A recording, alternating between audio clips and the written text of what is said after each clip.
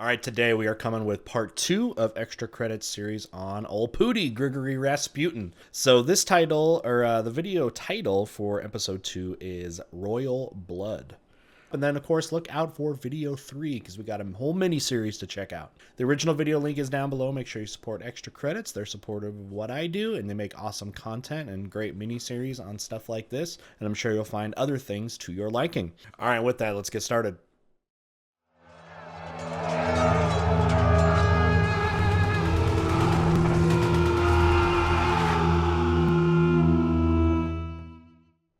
Fall 1907, Peterhof Palace, St. Petersburg. Peterhof's pretty amazing. Tsarovich building. Alexei, heir to the throne of Russia, lies contorted in pain.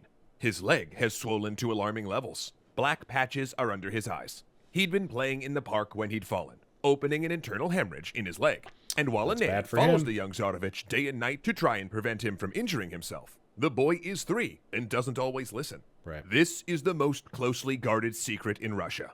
The heir to the throne has hemophilia. When they cut his umbilical cord, it bled. So yeah, he can't blood clot, right? So this is a major problem, major health problem for someone to have. And you can see, yeah, they're trying to keep it kind of under wraps because I don't know if maybe that could show weakness or something like that. And that's going to be the end for Grigory Rasputin. Is he's supposed to be a healer, right? He's supposed to be a healer. Bled for 2 days. Heir to the throne has hemophilia. When they cut his umbilical cord, it bled for 2 days. A bruise or cut that would be a comparatively minor injury for another child could kill him. Yeah. His mother is distraught. Doctors can only give him aspirin, and he begs his mom to make the pain go away. So Alexandra sends a telegram. Find Rasputin. Desperate. He's the healer, right? He should be able to do it. I mean, it's such a horrible blood disease, a horrible disease in general, hemophilia, especially in older days where it's so much harder to control, right? You'd have to just basically hope you don't get a cut because it bleeds profusely. So again, your blood, as you guys know, it clots automatically. If you get a nosebleed or something, eventually clots. We have a healing device basically in our bodies to be able to do that. And if you get something, if you get a cut in your hemophiliac, then you just bleed, and it takes a lot longer. And of course, you can lose, can't lose too much blood, or you can literally die. So, I mean, it's an awful thing. So, let's see if old Pooty can do something. Thanks so much to HelloFresh for continuing to help us bring history to the table. If Rasputin had never come in contact with Nicholas and Alexandra, he would have remained a footnote in Russian history, an obscure figure known mostly to scholars of the late Romanov era. Yep. But in 1905, they had their first meeting with the Holy Man, as Nicholas called Rasputin in his diary. Holy Man. Soon, Rasputin was sending them letters full of encouragement and spiritual advice, and they kept meeting irregularly. Now, to understand why the royal couple liked Rasputin, you first need to understand the unique pressures that they were under. Pressures that were partially due to historical trends and circumstance, and partially of their own making. Nicholas and Alexandra were I mean, the Russian society, the way it was established, was so archaic as compared to most countries in the 20th century, right? They still have a very thick brand of feudalism and autocracy, an era where those things are kind of they're kind of a thing of the past. Russia's still, again, very backward, I guess you would say, in that way, and that was felt by a lot of people. Thing in European royalty, a genuine love match. But they still had to overcome opposition from both families to get married. Of and course. For good reason, because oh boy, check out these red flags. Alexandra's grandmother, Queen Victoria, thought Russia was unstable. In 1881, revolutionaries had assassinated Nicholas's Go ahead and just think of that a little bit. People gloss that over. The grandmother of Alexander is the Queen of England. And that is not uncommon for the rest of Europe at that time, where these leaders all kind of descend from the English monarchy and have moved their way through that. It's quite a family affair, and of course comes to its head in World War I. This is what they say 1907 right now, so we're good about 7 years from that. Yeah, it's a family affair. Grandfather Wild, in a bomb attack, and she worried her granddaughter would be killed. After all, while Victoria liked Nicholas, he was an inflexible autocrat, meaning more conflict on the horizon. Nicholas's parents, by contrast, disliked Alexandra because she was German. as anti-German sentiment was high in Russia and only got worse as the country approached. You got English ties and you got German ties for the head of a monarchy that people hate. World War I. Yeah. Plus, there were doubts of Alexandra's fitness, since she had such severe social anxiety that she was known for freezing during piano recitals and not talking at parties. Relatable? Sure. But Sure. probably not the qualities you We've all look been for in there, an right? empress. And when they married, all those forces came together. Alexandra was intensely private, and at a time she needed to be making allies, she let few people get close to the imperial family. You see maybe where this is going? Gregory Rasputin had an incredible way with people and calming them and getting their trust, so this might be a good fit.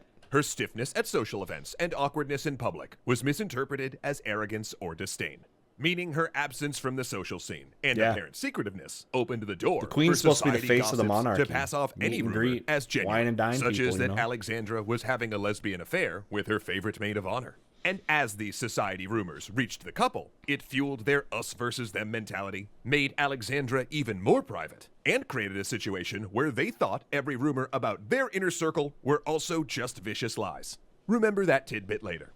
Things only got worse Okay. when Alexandra had 4 girls in a row. Healthy, wonderful kids, but none who could inherit the throne. Gotta be a In their boy. desperation, the couple ended up turning to a French miracle worker, who claimed Alexandra was pregnant with a boy. Now you hope this won't turn into a Henry VIII affair, right? With needing male children. And they had so much confidence in this man, they even made an official announcement.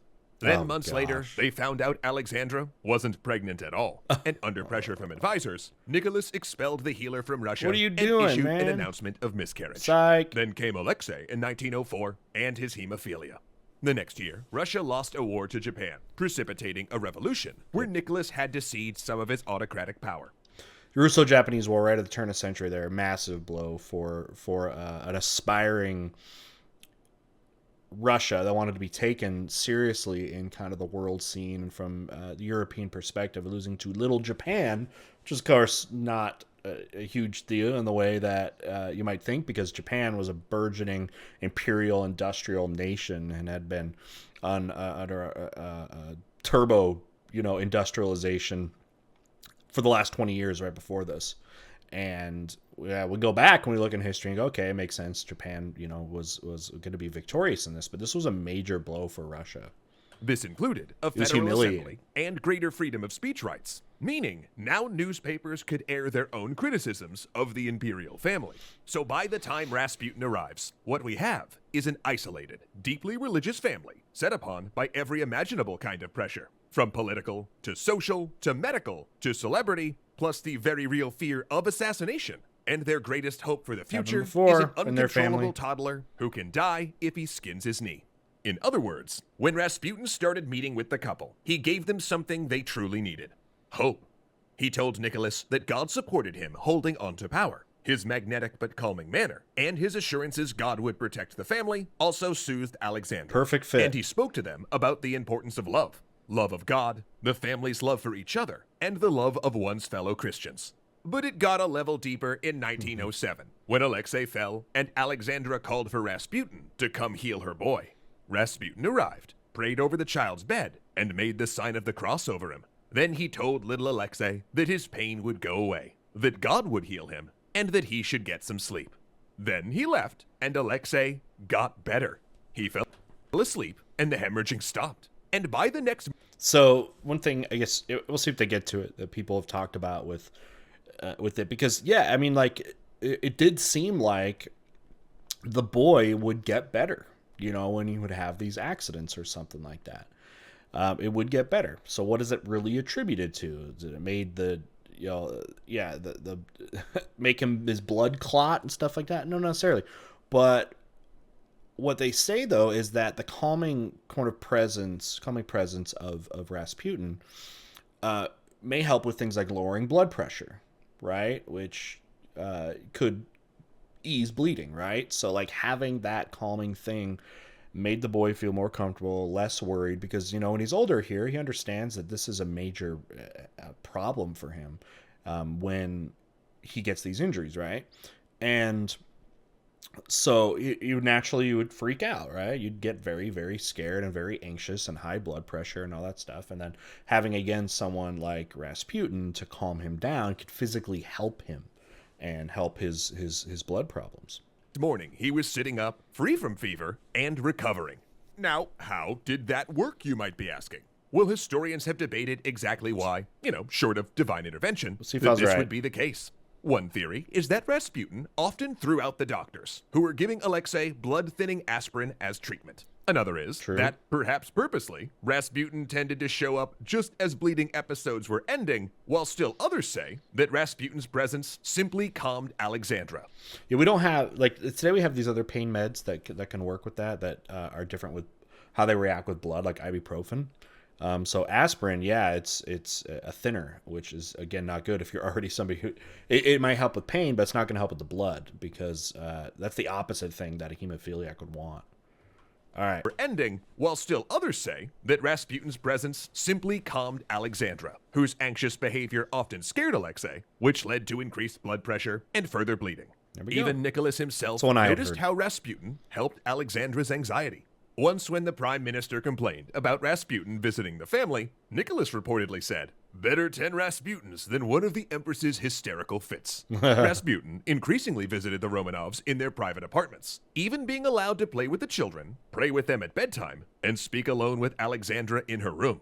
Now, this was extremely unusual for someone not in the family, particularly being around the girls in their nightdresses. But the Tsar and Tsarina were not Especially with someone with his promiscuous past. That would be a little sus. Not gonna lie. alarmed, and other servants were present. The children treated him sort of like a kind and fun uncle. Sure. Meanwhile, Rasputin was using his new legitimacy to move up in the world. Sure. He went back to Pokrovska with money, buying a bigger house, and showing the villagers a shirt Alexandra had sewn for him. He also started bringing his followers around, almost all women, of both aristocratic and non-aristocratic status. He would give tours of the village, promoting the spirituality of the peasant lifestyle, have his followers stay at his house, and bathe with them at mixed-gender bathhouses, which was scandalous in high society, but common among peasants at the time. Sure. And that's when the investigation... I mean that shows so much of what Russia was. Russia is such a place of two worlds. They're feudalism. They're feudalistic. They have a very defined and separate peasant class from their upper class. They're going to live very, very different lifestyles. I mean, it's so divisive there. started. The priests of Pokrovska accused Rasputin of heresy, and both the Orthodox Church and Tsarist secret police began looking into Rasputin's connections to the Klistis and rumors he was sleeping with followers. All Aristocratic true. gossip circulated that Rasputin was bathing with the children at night, sleeping with Alexandra, and had impregnated Olga, the eldest Romanov child. Now, to anyone in the inner That circle, one I did not know. I'd like to know more about that if there is a child of Rasputin in the royal family. these stories were patently and obviously false. But they also primed the royal family to dismiss more credible accusations, like that Rasputin had raped one of his female followers. Then the scandals reached another level, as Russia's newly emboldened press got wind of them. The stories of Rasputin became front-page news, even as former promoters turned on him.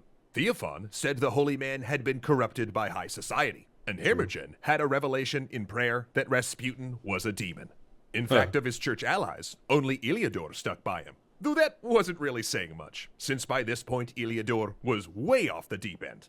He'd begun claiming major government ministers were secretly Jewish Freemason socialists, Oh, great. started printing images of Jesus. Just throw up all the buzzwords, right? All the scapegoats of the early 1900s. But with Iliador's face, and barricaded himself in his monastery in a months-long police standoff. Jeez. But Nicholas and Alexandra didn't budge. Yeah, Even they when the love him. Minister of Internal Affairs came to the Tsar and shared the results of his investigation, claiming Rasputin was in fact a Kleist, the Tsar simply said that their contacts with Rasputin were a private matter, not one for the state.